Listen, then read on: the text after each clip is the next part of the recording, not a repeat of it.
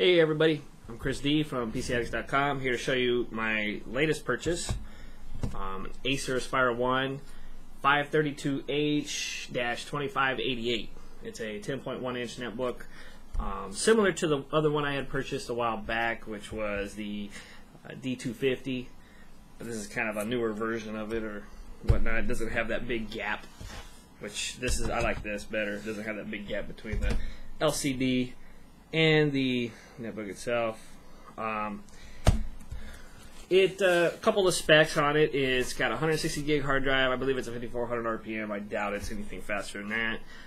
It's got 1 gig of DDR2 RAM. 10.1 inch LED backlit, crystal bright, I think it was.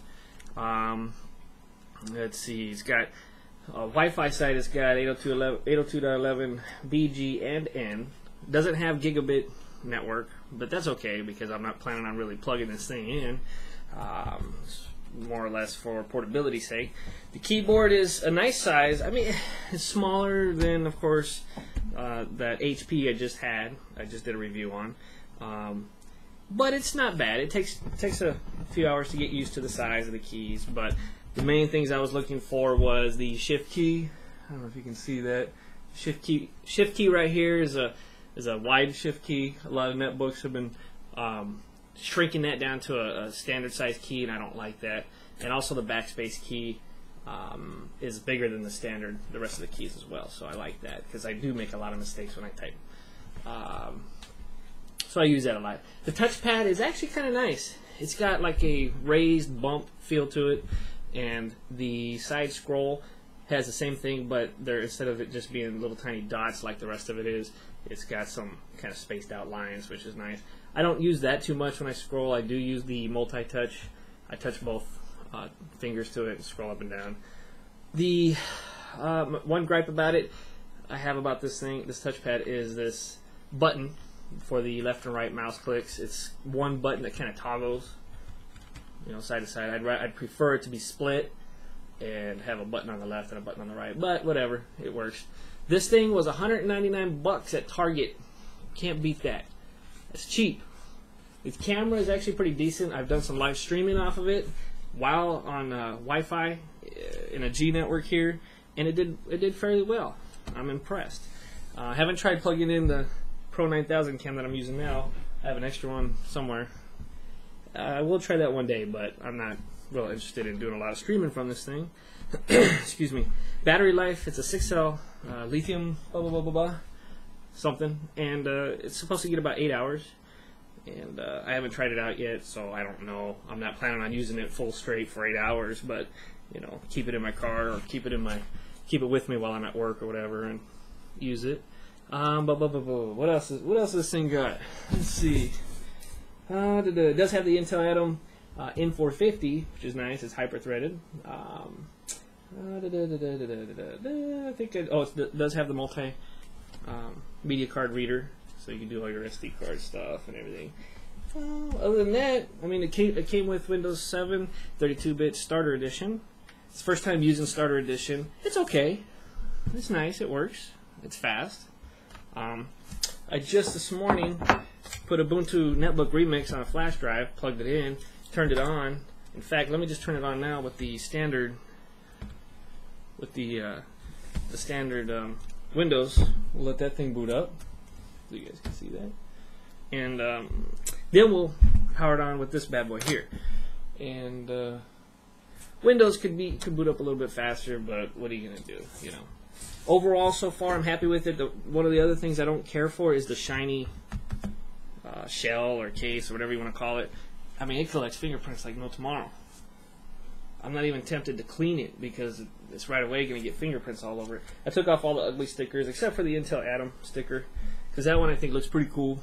It's got like a blue kind of color to it. Kind of matches that. Alright, there we go. So that's Windows 7 Starter. Let's power this down, and then we will boot up. Oops.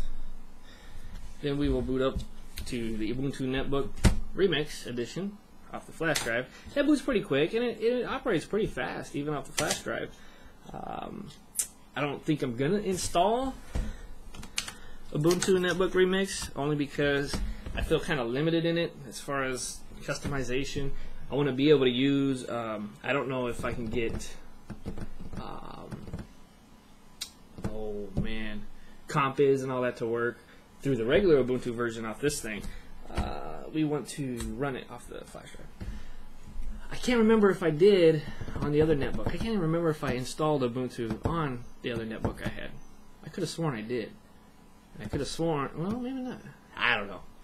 Regardless, I'm going to probably attempt to dual boot Ubuntu 10.04 on this thing just to see how it goes. Before I do that, I'm going to make an image, of course, of the drive. Just in case something happens, I want to just be able to go back. Since these things don't come with discs anymore, you got to create your own restore discs and everything. But the thing does come in 3 colors. The blue, which is kind of a cool color. It's got a kind of a dark midnight blue down here. I don't know if you can tell. And then it fades to black. So that's kind of cool. It's not all solid blue all the way down, which the other one, the D250, was. Okay, it's booting up. Oops. Doing all kinds of stuff. Hopefully it's going to hurry up. Hopefully I didn't mess up one when I was touching the keys right now. Nope, it's going, I think. Of course, we're booting off that flash drive, so it's not going to be as fast as just be able to boot up off the hard drive. But again, I don't think I'm going to be installing this thing on the hard drive as well. It's just not something that I think I would be doing. What else? Anything else? There we go. It's booted up. Okay, you got your favorite sections. Basically, just like a. You don't have a desktop, at least in this. From what I've seen, there's no desktop. It's basically you got these shortcuts, which will. It's kind of nice. I mean, if you're in a hurry and you like this kind of menu here, you can hit favorites and then just click web browser. It'll open up a browser. Now, I don't have it connected to my Wi-Fi at the moment, so it ain't gonna work. But I did earlier and installed XChat on it, and it worked fine. Alt F4 works by closing it. You got all the standard stuff on the top. It's just kind of like try to make it simple and clean and easy for you, which it is. It's nice. All right. Well, I think that's about it. It's got 4 USB ports. I mean, standard stuff. But I like it for portability. I can close it up real quick, take it with me anywhere. All right. Hope you enjoyed it.